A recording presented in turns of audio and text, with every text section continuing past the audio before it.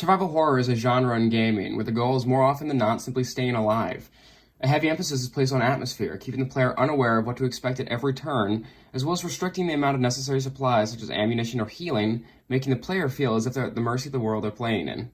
The first time this term was used was to describe a game released by Capcom in 1996, Resident Evil for the PlayStation, which was previously inspired by 89's Sweet Home and 92's Alone in the Dark. Resident Evil was originally intended to be a remake of the former, however, as development continued, it became its own project. Resident Evil was a hit and was praised for its graphics, gameplay, and especially its atmosphere. The game was so popular that when the GameCube was released in 2001, a remake for Resident Evil was released the following year.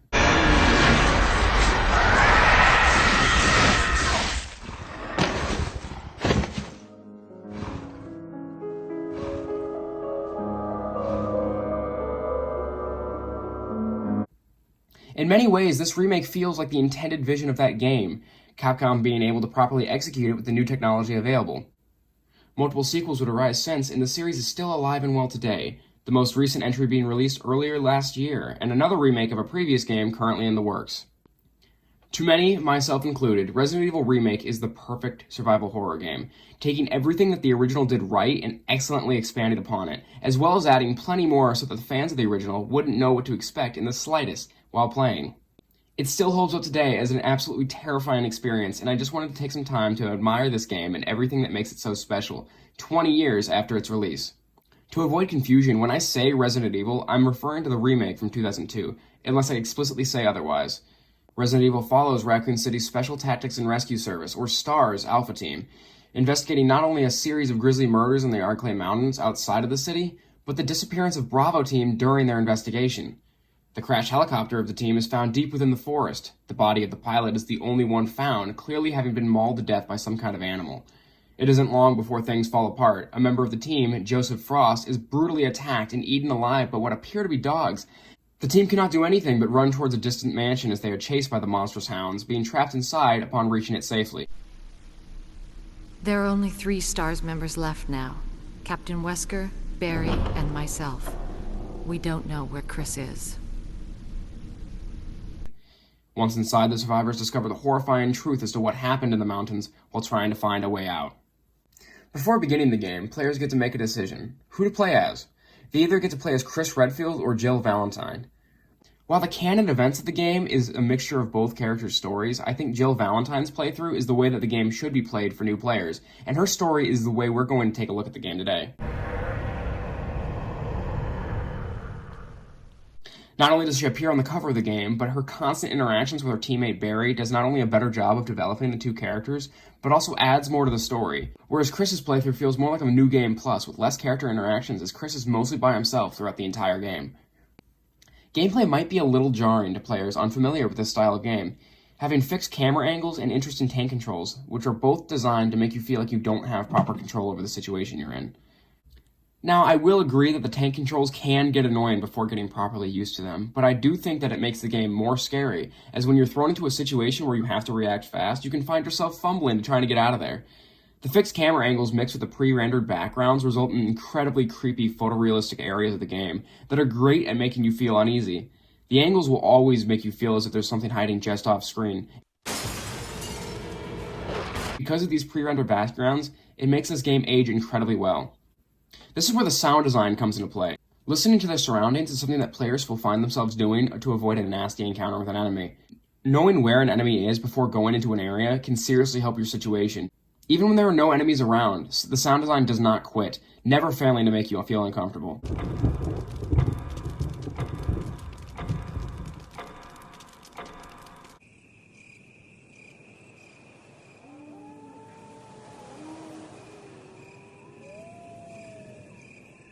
Resident Evil's sound design combined with its soundtrack, which we will cover later, still to this day gives me creeps, even though I've been familiar with the game since elementary school.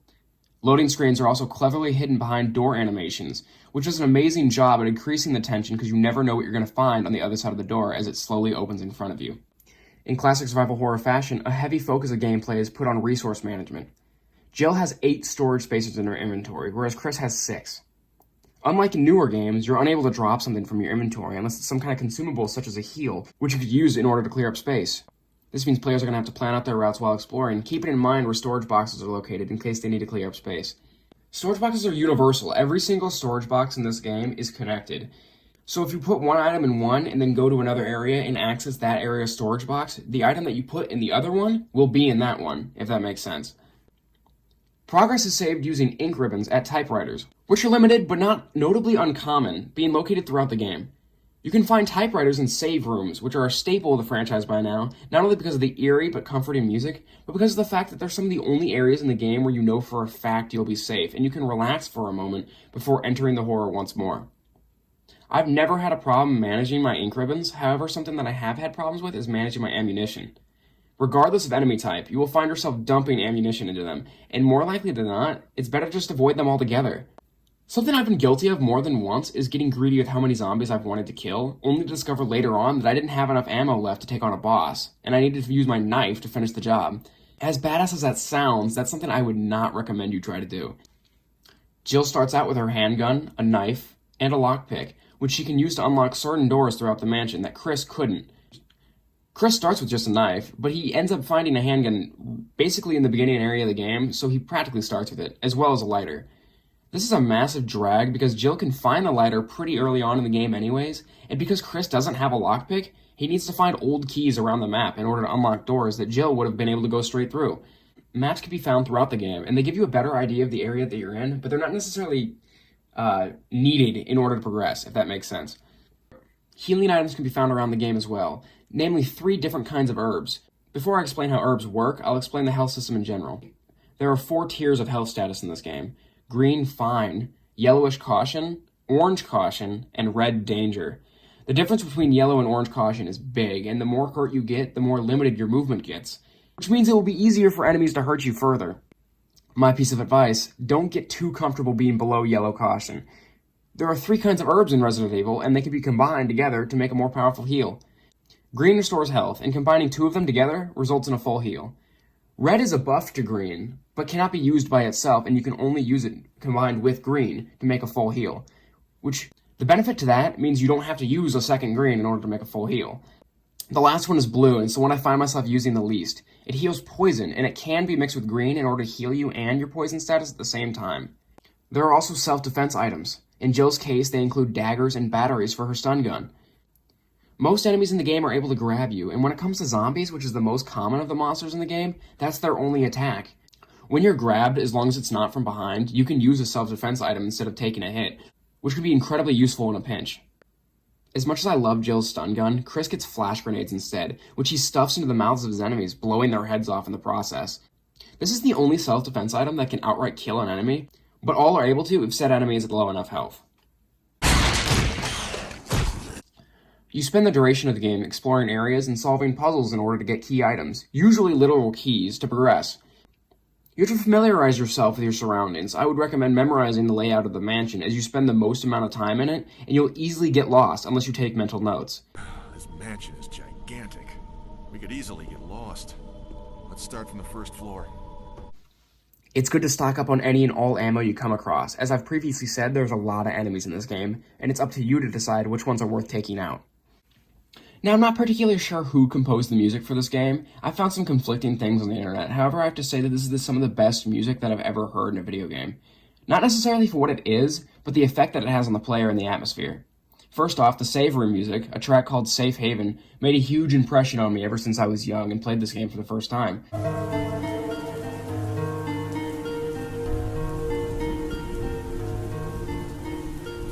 It does everything it needs to. It's comforting, but also really eerie, almost reminding you that while you may be safe temporarily, as soon as you leave that room, you're back in the horror fighting for your survival.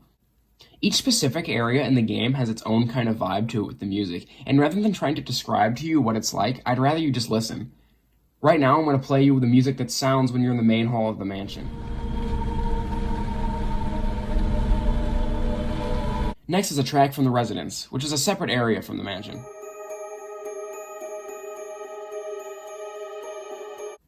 Finally, the lab.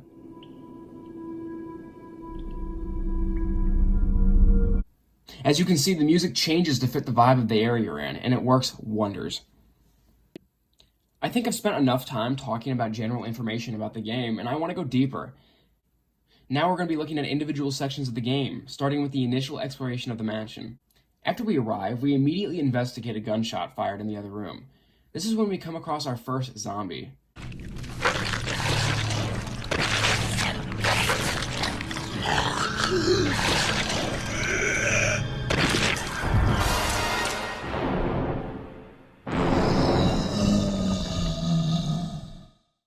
This is one of the most iconic moments in horror game history, and it's obvious why.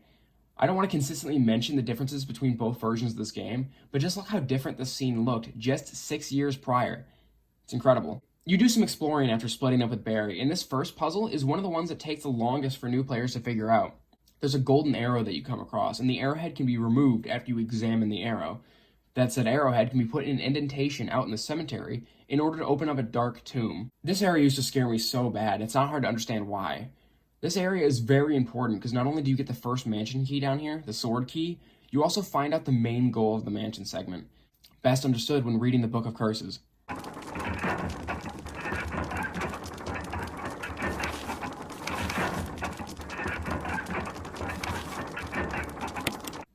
That's not ominous at all.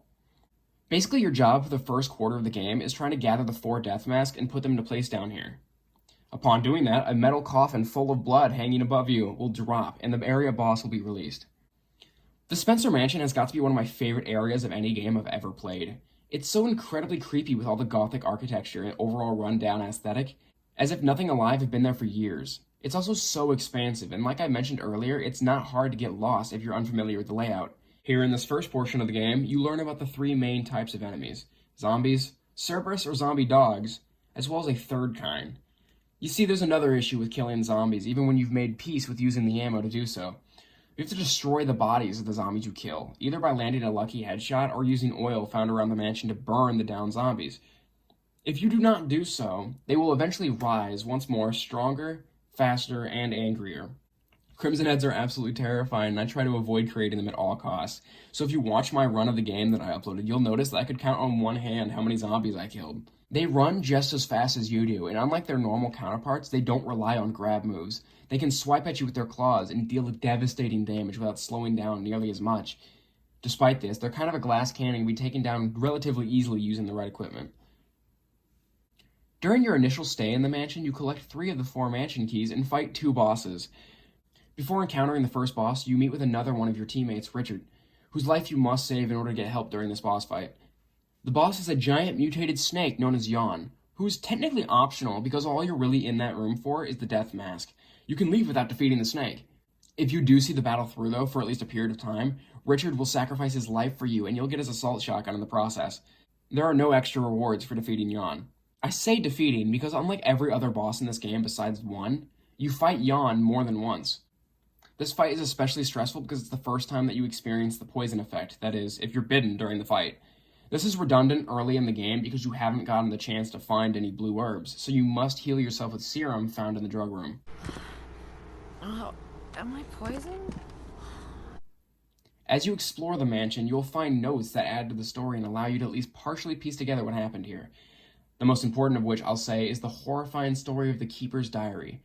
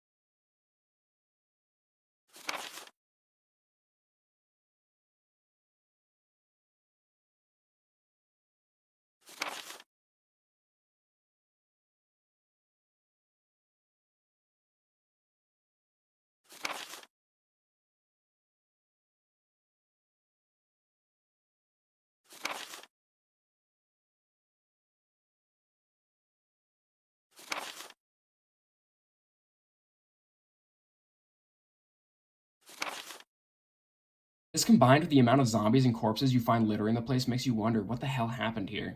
If it wasn't already clear, something horribly wrong happened very recently, and it's a lot bigger than you can probably imagine. After gathering the 4 masks and cracking open the coffin, you're forced to battle the Elder Crimson Head.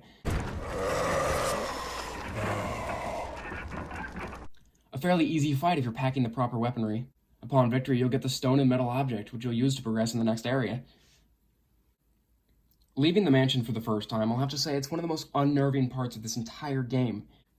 It's so quiet, and you can't help but feel afraid leaving the area you familiarized yourself with this entire game. Before the residence, you must enter the cabin, which is isolated from the rest of the property, separated by a large amount of forest. I just want to take a moment to talk about something that's incredibly important in horror.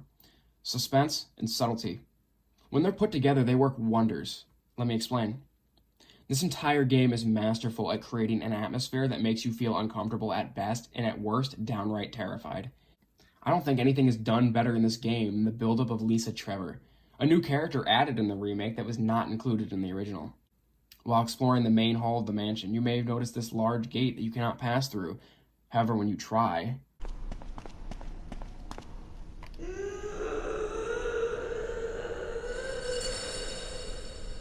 you hear something that makes you no longer want to enter. This may be an endgame area, however, this is the first tease of something, or rather someone, you'll encounter much sooner. You're left wondering about it until you leave the mansion and head out into the courtyard where this happens. A body respawn! Over! Barry? Monster! James! Gun! Ineffective! It's it! Stay away! Forest outside mansion! Stay! Hey! You might have forgotten about your experience in the main hall until this point, where you're reminded and basically told that soon you will find out the origin of that noise. Back to the cabin. There's a fire lit in the fireplace and dirty bandages strewn everywhere. Someone's been here recently, but it appears that they're not home. You suddenly feel as if you're somewhere you're definitely not supposed to be, more so than you felt before. Time to gather whatever's in here and just leave. But there's a typewriter and an item box. So is this a safe room? You can't hear the music. There's 2 things of note here. The crank, which is needed to proceed, and a note.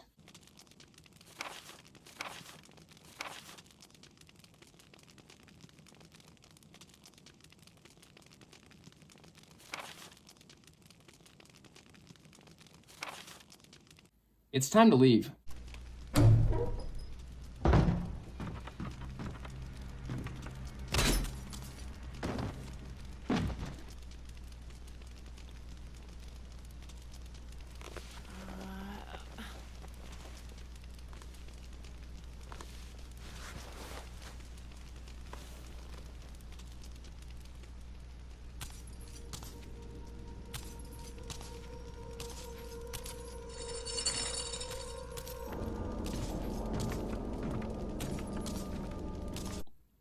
This is Lisa, who as an enemy makes up for her lack of speed with incredibly powerful attacks and inability to be killed. You can knock her down, but she will always get back up. Better to get as far away as possible. We will learn more about her later. I will say, unlike the initial mansion portion of this game, the residence is pretty linear. You use the crank to cross this bridge that leads into it, and you're confronted by a new enemy type almost immediately. Oh wow, car-sized tarantulas. Don't worry, this game does not run out of surprises. Funnily enough, the spiders are some of the easiest enemies in the game, considering that they spend more time just sitting there and being scary than actually attacking. Which means I guess my mom was right in saying that they really are more scared of you than you are of them. I really loved how the fixed camera angle here reveals the spider sitting right above you when you enter the room. The residence, also known as the dormitory or boarding house, was used as a hall of dormitories for the staff living and working on site in and around the mansion. While in the residence, the secrets about what happened here really now start unpacking themselves. So what did happen here? A lot of people, later revealed to be a pharmaceutical company known as Umbrella, were working on something seriously dangerous, and apparently it got out. In one room, you come across 2 corpses, one of which is hanging from the ceiling and the other is laying dead in the bathroom, along with this note.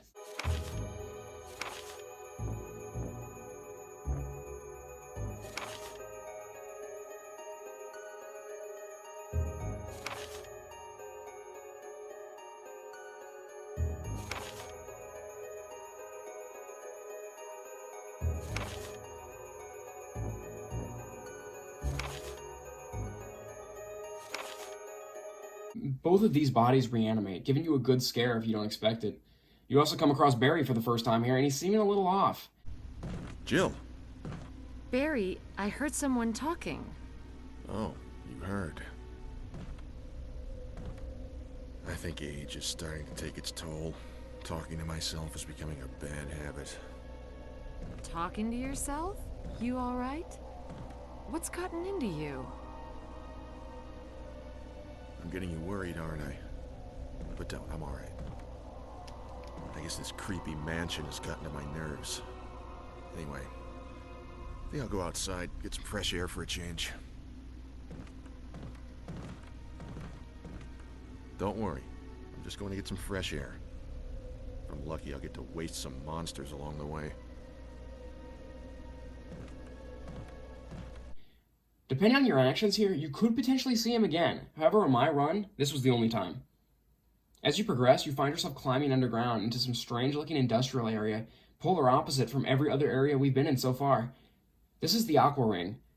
Remember when I said this game is full of surprises? The Aqua Ring is a research area for mutated sharks. Large, aggressive, mutated sharks. It's a bad idea to try to shoot at them when they're swimming up on you, because if you slow down whatsoever, they'll take a good chunk out of your leg, and that's not a good spot to be in. Down in the Aqua Ring, you have one of the more stressful puzzles of the game, where you have to figure out how to drain the water before the sharks break through the glass of the tank. You will die instantly if they successfully break through, and it does not help your thinking speed when there's an automated voice telling you that you've got very little time until the sharks get to you. Upon successfully draining the water, you get the final key needed in the residence, but you also get to meet Neptune, the largest shark in the Aqua Ring.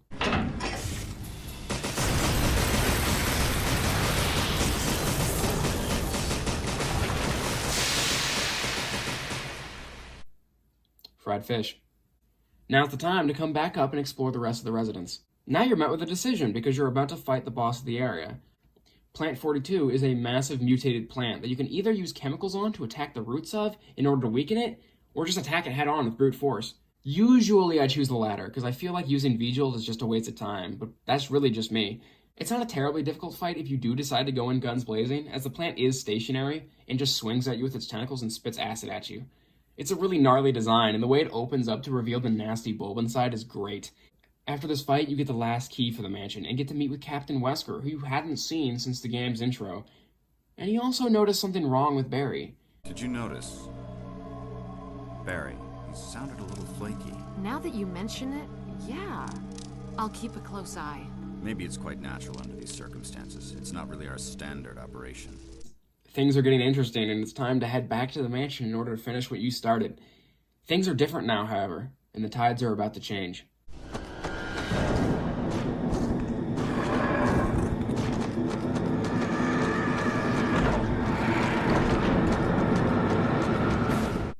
Hunters. Hunters are an enemy so iconic that even my dad, who hasn't played the very first game since '98, remembers them and how terrifying they are. They're faster, stronger, and replace almost every zombie in the mansion. They're not technically hard to take down, depending on your firepower. However, that doesn't stop me from dreading coming back to the mansion, knowing I have to face these things. Now, this isn't necessarily the last time you're in the mansion, but this is pretty much the last time you do anything in it, if that makes sense. You're basically going into all the rooms you couldn't previously and completing more puzzles, all the while avoiding the new threats. Something to mention is after finding one of the 2 medallions needed for the endgame, you discover the fate of George Trevor, who you find notes of throughout your gameplay. Now, George Trevor is the designer of the Spencer Mansion, and he's also Lisa Trevor's father. We learn that his family was taken from him, and that considering he was one of the only ones who knew the mansion's secrets, Umbrella wanted him dead. In his final moments, he found himself trapped in an unfinished passage with seemingly no exit, begging for forgiveness from his family, whose fates he thankfully never discovered. What happened to his family and how it's related to the condition Lisa is in now will be discussed later. You also face Yawn for the last time in the mansion's library. Successfully killing the snake will grant you the 2nd medallion needed for the endgame. This fight is much easier in my opinion than the one in the attic at the beginning of the game, mostly because it's set in a much more open area which lessens the likelihood of you getting bitten. With this amount of free space for you to run around in, Yawn should not be too hard to take down at all. The final thing of note that you do in the mansion before leaving with the battery is retrieving the metal object from the office on the 1st floor. This metal object is one of 2 pieces needed in order to create a 2nd stone and metal object, yet another key item required for the endgame. That's all I can really think of for the second journey through the mansion. The introduction of hunters alongside more lore and puzzles. I enjoy this part of the game a lot more than what's to come. It keeps you on your toes with the added stuff and is yet familiar because you spent your first majority of the game in here.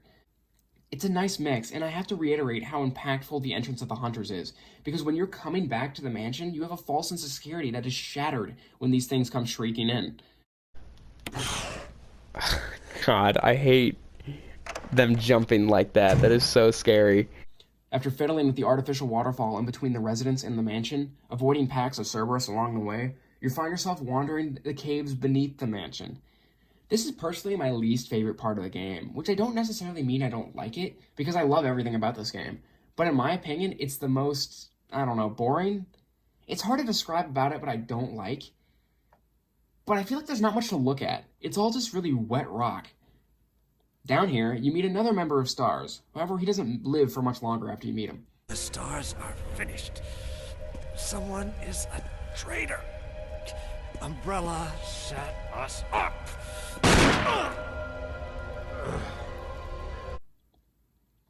So STARS was lured by Umbrella into this hellhole. But why? And who was it that killed Enrico? We're getting so close to finding out what's really going on. You get the pleasure of Indiana Jonesing your way through the caves while avoiding attacking hunters. There's even a boss down here. Her name is Black Tiger, and she's the big mama spider. Kind of an easy boss unless you have arachnophobia, which in that case, maybe not so much. There's a few smaller spiders in the arena as well, however they don't pose as much of a threat unless you allow them to sit above you for too long. I recommend using fire, both because she's weak to it and for your own personal satisfaction. Eventually you find Barry, which begs the question, how does he keep on getting themselves into these areas only to meet up with you? Regardless, you two split up almost immediately when you hear a familiar noise. That's right, she's down here too. Nope. You narrowly avoid getting killed by Lisa, only to find that Barry left you to fend for yourself. Barry! He really secured that escape route, huh? Time to find another way out. Once you do, still avoiding Lisa, you find a really, really creepy area. You'll find that this is a place where Lisa calls home. Dimly lit by candles and featuring dolls, a tower of furniture leading to the top, and a messy living area. Inside, you discover a jewelry box containing the stone ring required to make the metal object into a second stone and metal object. Also inside, there's a note.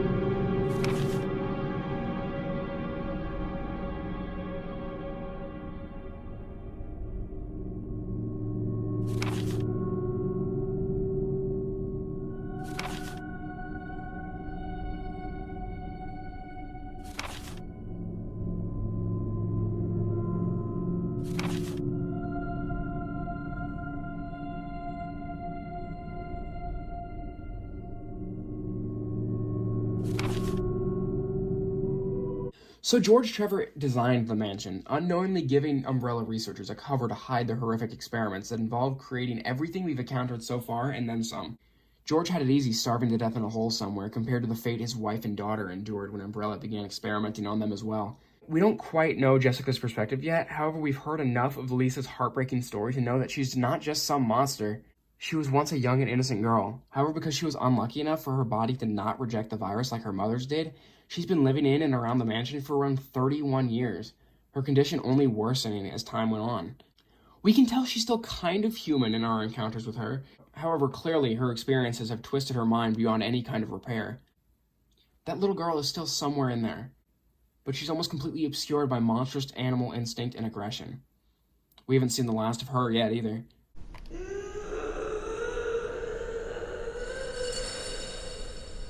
After crawling out of this horrible area, you find yourself back in Lisa's cabin. However, you're probably not sticking around for too long after what you've just read, so it's time to leave.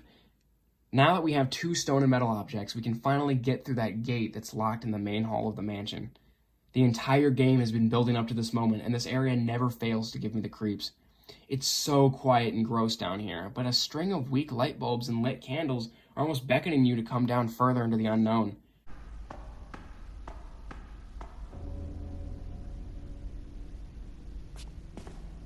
Jill, you're alive. I was worried, because I thought you were... Start talking. Calm down. I didn't want to do it. Believe me, I can explain. Don't lie to me!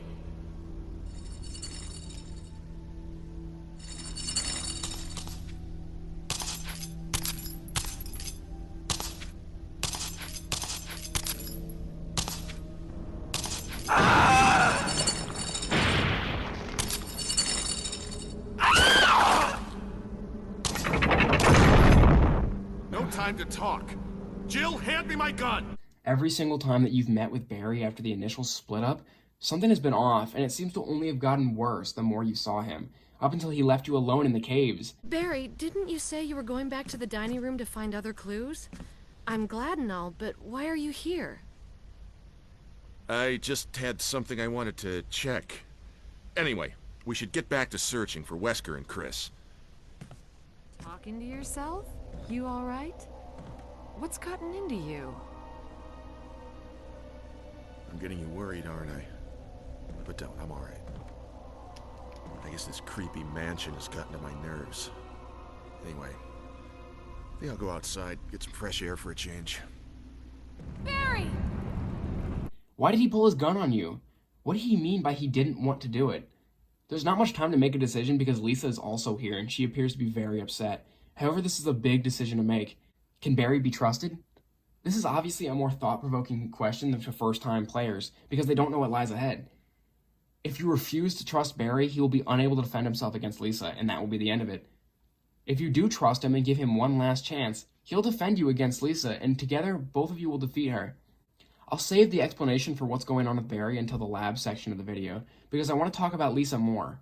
After learning what you have, that your feelings towards this poor soul have probably shifted, you might not want to shoot at her anymore, purely out of pity for what she's become. This boss battle doesn't even necessarily involve fighting her, just keeping her away from you as you push the 4 stones off the ledge, revealing the contents of the stone coffin in the middle of the platform. Finally discovering the remains of her mother, Lisa is ready to take her own life.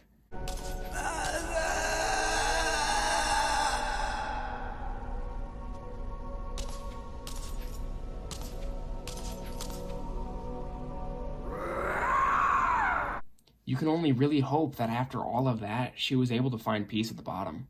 Barry may remain here, but you must continue. There's only one more part of the game to get through before you're done. I feel like it's fun to mention that at this point in the game, you change discs if you were playing the GameCube version. I was playing the remastered version on my PS4 when filming, so it was just another loading screen for me. But I think it's cool that this game once required 2 discs. Welcome to the Umbrella Laboratory beneath the mansion. While I may enjoy the bright white and newer look that the modern remakes have of the labs, I prefer this dark, dirty, abandoned look that this one has. It feels like simply being down here you'll catch some horrible disease that will make you like everyone else. The lab section is a little complicated just because there's so many moving parts in such a small area. However, there's a few things of note. Mutation time from zombie to Crimson Head is a lot faster down here, so I would be careful downing zombies. There's a new enemy type down here as well, known as the Chimera, which is some sort of horrible splice between a human and a fly. They're really fast and can crawl across the ceiling to attack you from above. In this lab section, this is where you finally reunite with Chris, or Jill if you're playing as Chris. If you grab the ammo disc in the mansion and collect the other 2 while you're down here, you can free your partner. In my playthrough on the channel, I completely forgot that I needed to grab the disc in the mansion, so don't do that if you're trying to get the best possible ending of this game. The single most stressful part of this entire game is where you need to move a refueling capsule from one place to another.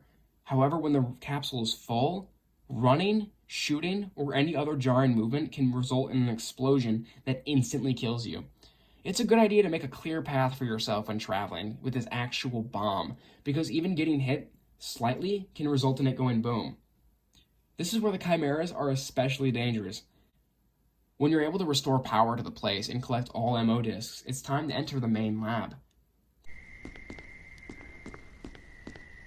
Wesker! Thank you, Barry. Well, what do you know? Oh, don't blame Barry for everything. I hear that his better half and 2 lovely daughters will be in danger if he doesn't do everything I tell him to. Wesker, you're pathetic. Well, you shouldn't worry too much, dear. You'll be free of all this anyway. Why eliminate stars? Believe it or not, that's Umbrella's intention. You're just a slave of Umbrella. Smart girl. But I think you misunderstand me. The things you mention are nothing.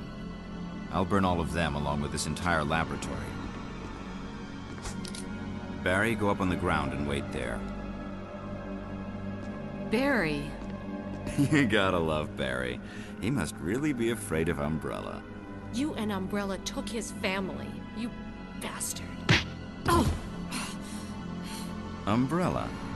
Well, I used some carrots and sticks to cow him, but it had nothing to do with Umbrella. I just used Barry for my personal interests. Though both you and Barry seem to think I was following Umbrella's orders. What? What are you planning? I guess it's time for show and tell.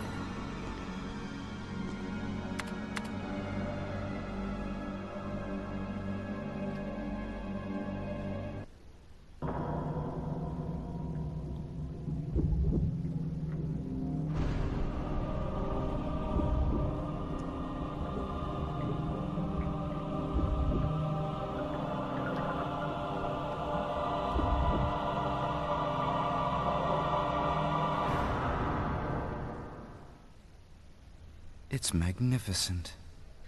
For the sake of this thing. You know, I hate goodbyes.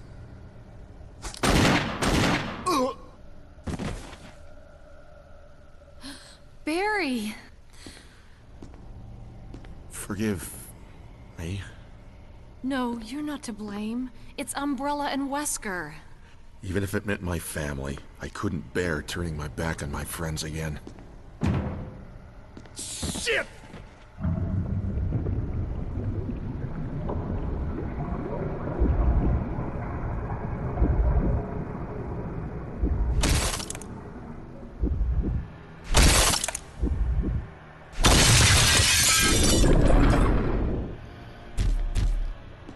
Damn it! Jill and Barry together. In hell. You want a piece of me? What? Premature.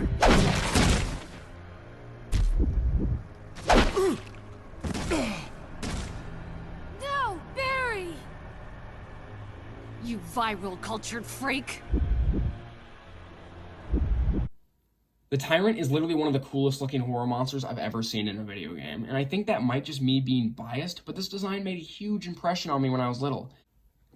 I also love the reveal of Wesker being the mastermind behind it all, because the game makes you assume it's Barry all this time, and considering the fact that Wesker is just missing the entire game, besides the strange encounter in the residence, you have no reason to assume otherwise. This is also where you find out that Barry has been used as a puppet. He wasn't lying when he said he didn't want to do it. The initial fight in this lab is incredibly easy, considering that while the Tyrant may seem intimidating, it won't go faster than a walking pace during this fight, so you should be able to shoot out from afar and stay safe the entire time. Just when it seemed like all your worries were over, the self-destruct mechanism for the laboratory announces its activation, seemingly activated by Wesker, who's now gone, meaning you have to get out of there, and fast. 3 minutes to detonation. Damn it! We're almost there! I'll go get him. You just get in contact with Brad, whatever it takes. Now it is time for you, Chris, and Barry to escape this horror together.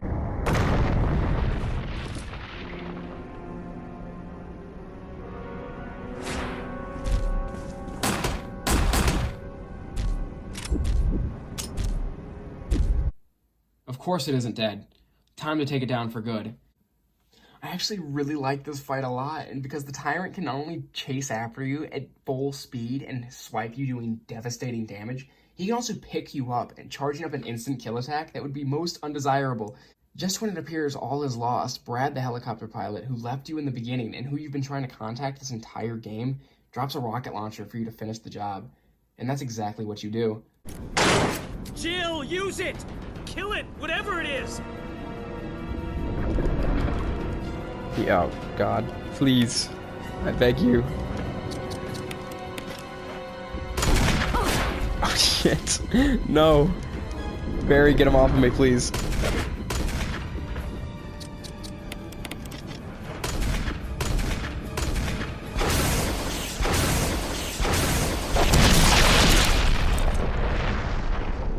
Just as you fly away with hopefully every other survivor on board, the mansion explodes, and it, as well as every horrific creation inside, are destroyed. I first watched my older brother play this game when I was in early elementary school, and honestly must have been either first or second grade. Ever since, I've been obsessed with the events that took place in this mansion and the surrounding areas. I only ever worked up the courage to play through this game myself when I was well into middle school, and even today, some of the moments, mostly involving Lisa or the Hunters, still get me.